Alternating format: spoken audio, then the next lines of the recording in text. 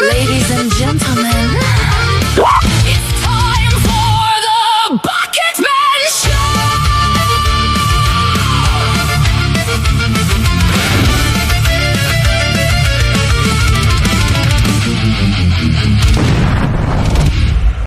Hello everyone and welcome to the first episode of the Bucketman Show. First and foremost, I would like to thank Call Country TV and Late Night Green for having me. This is a big opportunity for me and I'm really excited to be able to start doing this. Before anything else, I would like to catch everyone else up who is not really familiar with me. I am the Bucketman. I do cannabis, anime, Magic the Gathering content, all sorts of content. I wear many different hats. One of the primary ones that I wear is the one of the entertainer. I love to be able to give people a distraction through the chaos and everything going on right now, primarily caused by our federal government.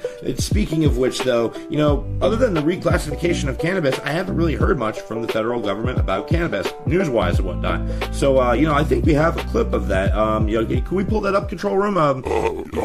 Could I roll a blunt first? No, you can't roll a blunt first. It's the Bucketman on the beat.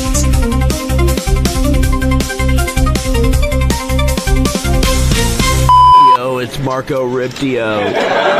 With that, it's time for your questions. So, Catherine, why don't we start with you? My name's not Catherine.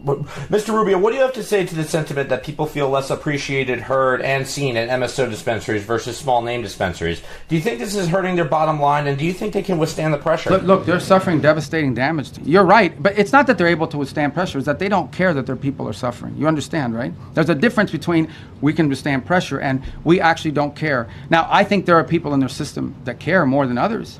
Some of the elected people that you see, some of the people you see on television with the suits on, those guys care because they know at the end of the day they have to live in the reality. Mr.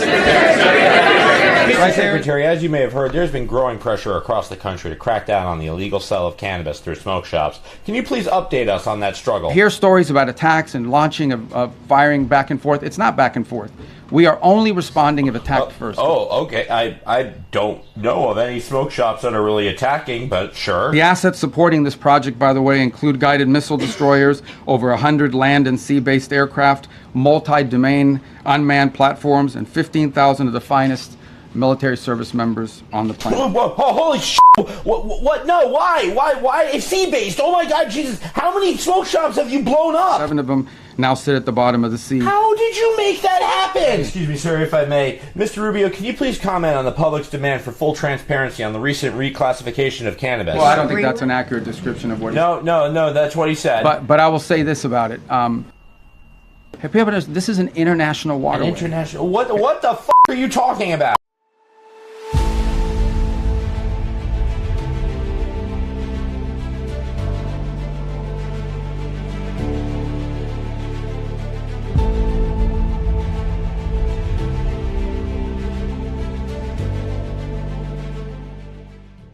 The Bucketman Show. Entrepreneur. Where is your God now? I don't know, probably behind Whole Foods with some shit getting baked as f***ing hell. One thing the cannabis world is famous for is getting into deep conversations about theories, conspiracies, and the unknown. Some people are open-minded, some people will listen, some people will intake the information and actually try to think things through and make it make sense, even through the fog and the haze. And some people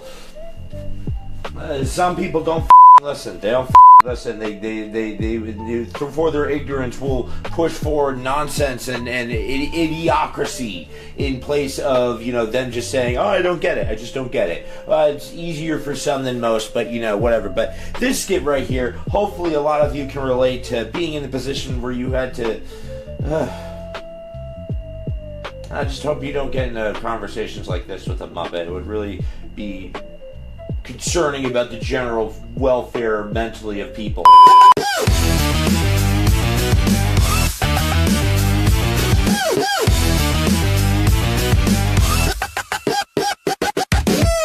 Okay, let me see if I've got this right. Okay. Infinite amount of monkeys. Yes. With an infinite amount of time. Yes. Will eventually type the complete works of Shakespeare. Yes. That just sounds like the lead up to a void full of dead monkeys and typewriters. What the fuck? Well, I mean, the average lifespan of a chimp is usually within the range Okay, of... A, it is implied in this scenario that aging is not a factor here. Bullshit. And B, do not pretend like you know the average lifespan of a chimp. I was going to say 200 years. You'd be wrong! Okay, well, where did they go to college? Son of a bitch.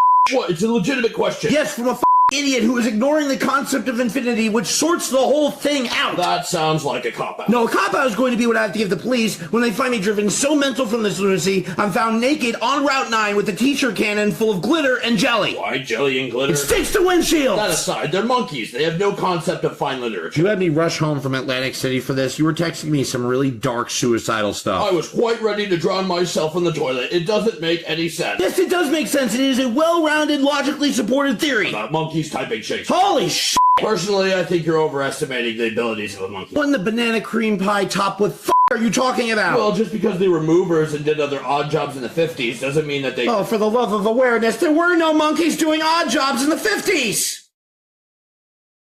But how do you explain the commercials on TV The shows? magic of television. Which was... Couldn't tell you. So you're telling me a monkey can't even move a piano with 3 of his friends, but it can type the complete works of... Oh my... No! Is your cannabis company still using smoke signals to advertise? There's a better way.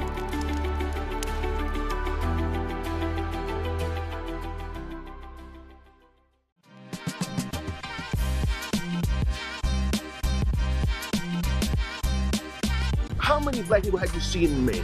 Have you seen a black man here? Yeah, other than me. Why isn't there no black people here? Have you seen any black folks other than me here? Why do you think there's no black people here? I hope one day you get some, and hopefully in those 2-3 strokes, you don't catch a stroke, you don't pass away. All I know is this man is desperate and he needs a shorty.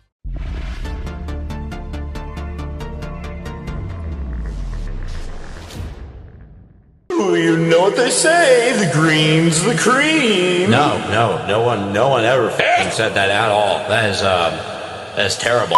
Ladies and gentlemen, bringing in the weed to places that frankly have like very harsh sentences for bringing weed in, it is my boy Thirst Quencher. My boy Thirst, what is up, my friend? I'm chilling, man. How are you? This is the first episode of this show. I'm glad to have you on. Glad to have you here as not only, someone who loves anime, but loves weed. And I had to ask you, we did a reel a little while ago about your song Weed from Japan. And what is, aside from the song, what does Weed from Japan, what's that vibe sound like to you? The vibe... Not the song, like the concept. Right. So the concept is pretty much like it's a feel good thing, Pretty much, that feeling when your favorite anime drop a new episode or some shit. You know what I mean? And that joy you get behind it, that high you get from seeing that first episode, that new episode. Know what I mean? That's the vibe behind it. Just a good feeling, a high feeling. Is that what you feel like weed in Japan is like? And less persecution and prison sentences and more good vibes? Absolutely. Which is crazy, right? Yeah. It's weed out in Japan. You got the stigma mixed with, I don't know, maybe an over necessary need for discipline or something. What inspired you to write the song Weed from Japan? This is the crazy part. So me and my boy Kasim, that's also on it, we was just having pretty much a studio session, me and a couple of homies, 4SG. We recorded like 2 other songs, and we was on a smoke break, just chilling, throwing other beats on, and then we found a beat that was called Japan, and it came on like how it does with the doom, and then he was just like, he just started rapping, was like, "We from Japan, got that weed from Japan." He was like, "It's in the name of the beat anyway." I'm like, bro, that shit is kind of catchy as fuck. So we just kept compiling on top of it until we came up with the song. Easy day, right? Easy day. I'm also going to add that it would be just not fitting, as it were, right now if I wasn't as baked as I am. But I am ripped right now, and it's making this conversation ever more lovely. Tell me, you are a connoisseur of weed, you are a fan of cannabis altogether. I gotta ask, have you ever thought to yourself, what would be the worst combination of effects you could combine in one strain? The worst combination of effects? Like that they already exist, the ones that are like from what you could pick from strains out there. What would be the worst things to combine together? Oh, kind of a hard question. Right? Especially because lately I haven't really come across too much that give me effects where I'm like, oh God, I hate this. But I would say this: I hate because the you're an effects informed user. Exactly. I've been through all the shitty weed and the top tier weed, but let's say I hate the weed that gives me like a crazy headache and like a crazy crash at the end. So like your heavy sativas, they're going to drive you into high energy, high, needing to focus. Otherwise, you get anxiety. Otherwise, and then you crash because you use so much of your energy. You want to know what's crazy? Yes. The sativas don't let me crash like that. When I smoke indicas. Well, right now I mostly smoke hybrids because I like that balanced effect. Now, when I smoke like indica, that's when that shit like kind of mellows me too much and have me tired. So I kind of try to stay away from those. All about informed use and knowing what you're doing with your body. I've always thought the worst combination of strains I could think of was one that would make you like really, really, really hungry and then really, really, really aroused. See, those are two things I like to do. I like to eat and I like to get some ass.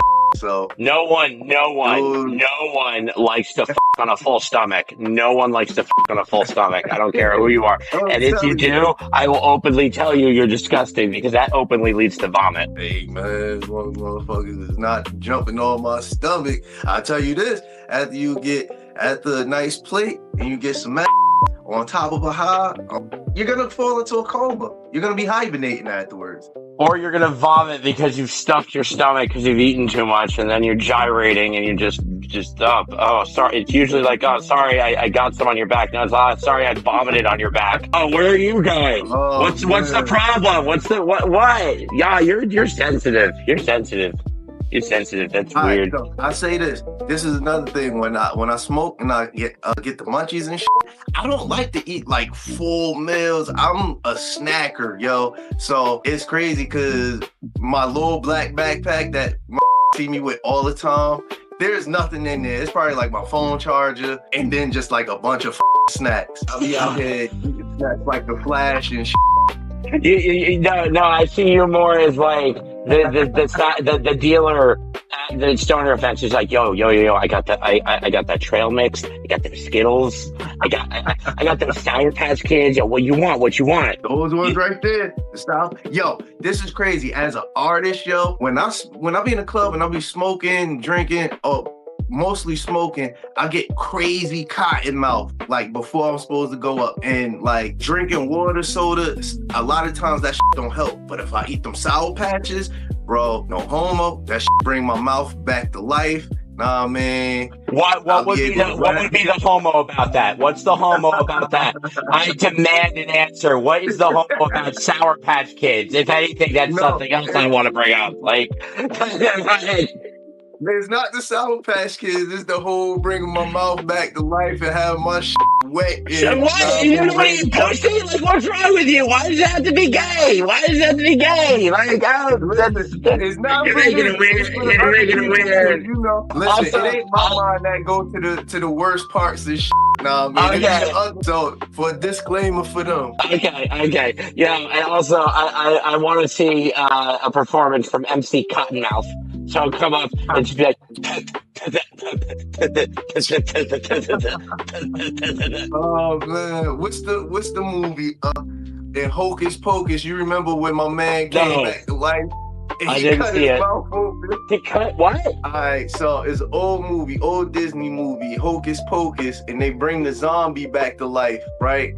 And he had his mouth sewn up for years. So he pretty much a mummy, zombie mummy. He cut his mouth open and a whole bunch of dust and all of that shit come flying out of it.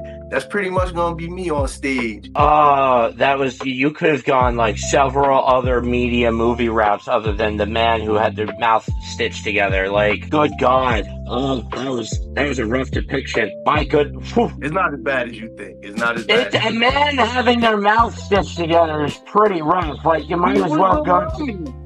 He's a mummy. Did they even do that? Was that an Egyptian thing? Did they stitch mouths together? I don't even know if that's part of like the embalming process. We're going way off the cannabis board here. Let's keep back on that. So you don't like performing with cottonmouth. What else, amongst your cannabis experiences, do you like to avoid performing on or with? like to perform with, let me see, performing, I do like to blaze up a little bit before then. Hell, I like to smoke on stage. It'd be crazy because I don't be seeing too many people smoke on stage and shit.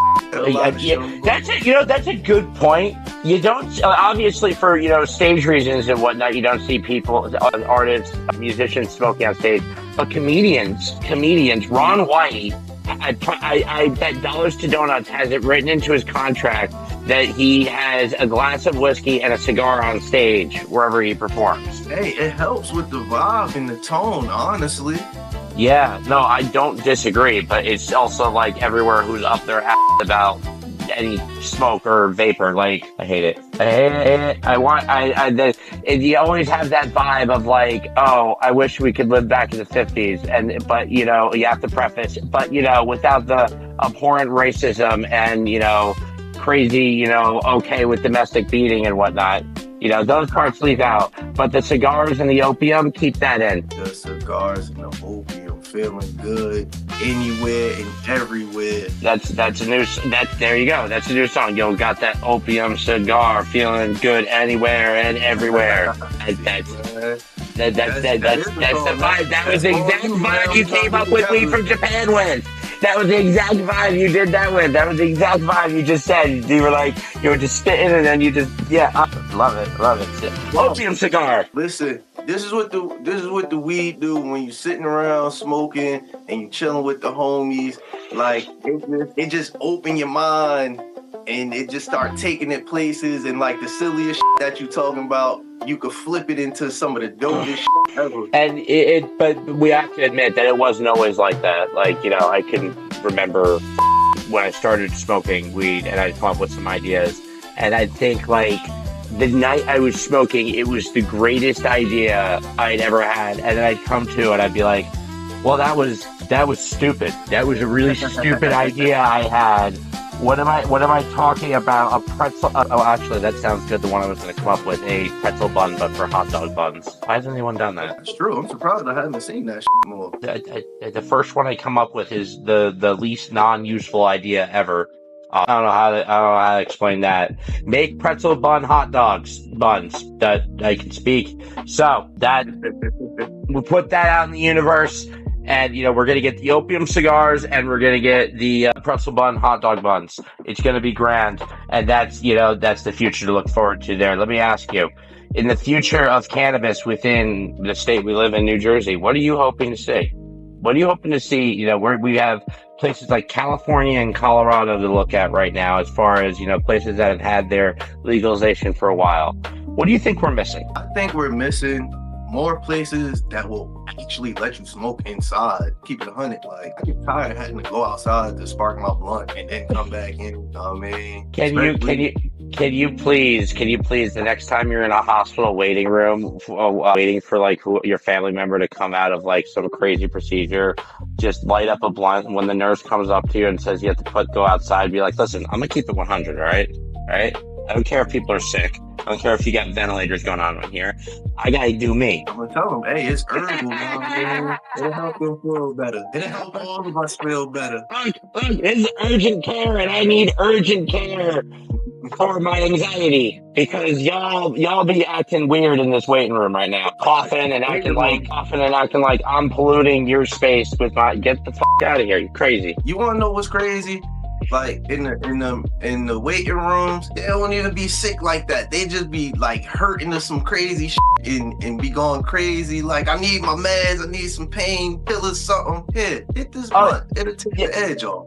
The amount of people I've known through my life who are like a meth head or something or another, who they've literally told me like I wasn't like in that much pain, but I had played it up at the hospital because I wanted to get this, that, or another. Like, it's just, but also there is the very real logic that, you are going to get higher priority if they feel like you're like writhing in pain. So I feel like, is there a person out there that would practice that kind of rationale of like, okay, well, I only have a stomach bug, so I'm not going to act like my stomach's being eaten open by parasites. But, person can dream. Not for the parasites thing, for the person having ration and reason. I just sit with myself with that one for a moment and just be like, what the hell am I talking about here? So we've got a summer on the cusp here.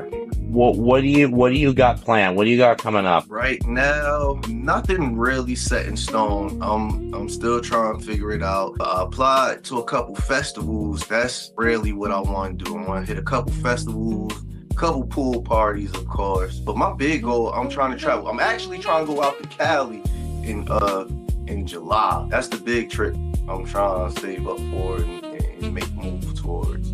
Where in Cali? Where is this gonna be? In Hollywood. Oh, he did. I'm gonna go to Hollywood. No big deal. Just pull up in Hollywood. It's just Man, I'm trying to get out there and dabble like them. I'm on the East Coast living like a star. Let me see what it's like on the West Coast being a star. I definitely got to get out to Cali too. It's I gotta get the weed from Cali.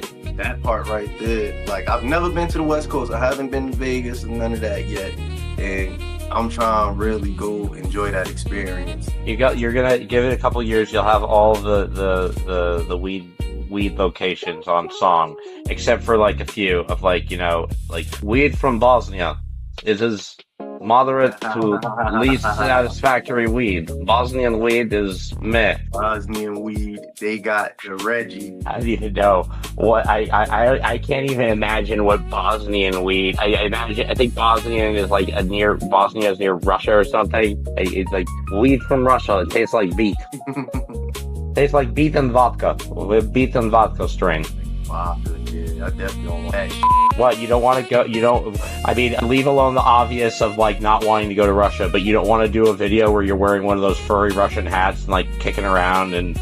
It would be dope. That would be dope. The furry hat doing the little, I don't even know what the dance is called, kicking snow and shit.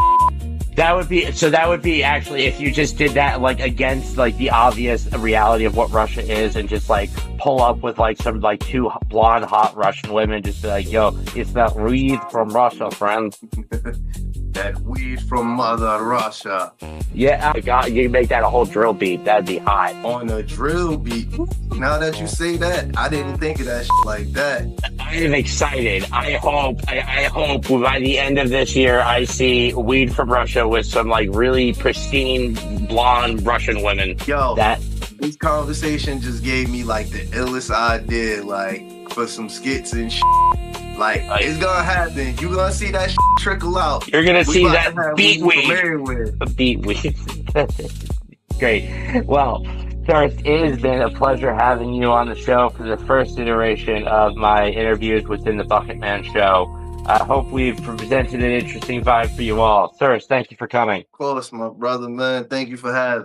That was the first episode of the Bucketman Show. I hope you all enjoyed. If you did, please follow my Instagram, Bucketman_TV, and subscribe to my YouTube, Bucketman TV. I would like to thank the lovely people at Cough Country TV for welcoming me under their umbrella, along with their other amazing shows, Late Night Green, Cough Country News, Harlem Reporter, the Dispensary Reviews, and the Canologist, because I had to look at the list. So, until next time, ladies and gentlemen. Did he get you? Yeah, got me. Are you okay? I think I'm fine. I'm speaking fine. I can move my hands and everything. You need to go to the hospital? What the is a hospital?